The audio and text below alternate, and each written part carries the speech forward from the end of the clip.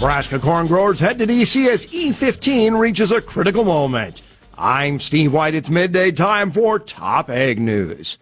Corn growers Jason Lewis and Jan Tenbenzel traveled to Washington, D.C. on short notice as Congress works behind the scenes on a budget deal.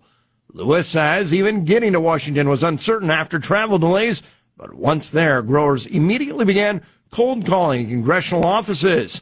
But they ran into an unexpected obstacle inside the Capitol. We were there, trying to voice our support, which turns out when you're in there in the Capitol, you can't demonstrate, even though it was peacefully. So weird. We were informed that we needed to leave, so we took it outside and try to, make sure the members saw how passionate we are to try to get this done. Capitol Police told the group they could not demonstrate inside the building. The growers moved outside instead.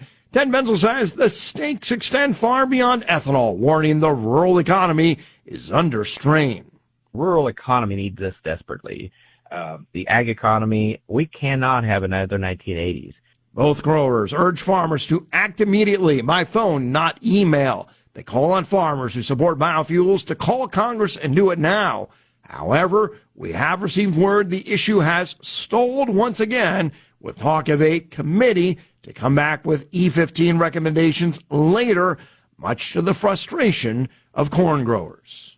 Now to state ag policy. Brand inspection could be radically overhauled under a proposal introduced in the Nebraska legislature.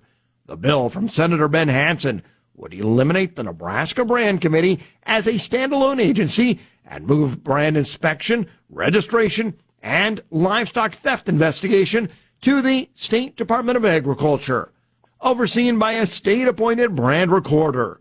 Brand inspections would become voluntary statewide, available upon request for a fee rather than a mandatory within the brand inspection area. State Senator Teresa Ibaugh said she sees some merit to the idea.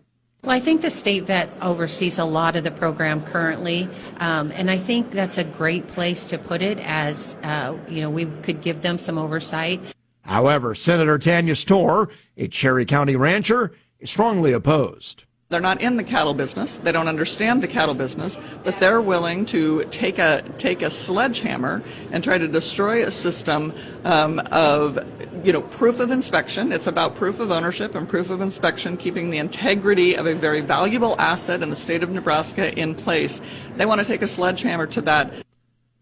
The measure also eliminates registered feedlot and open market provisions and renames the Livestock Brand Act as the Livestock Protection Act.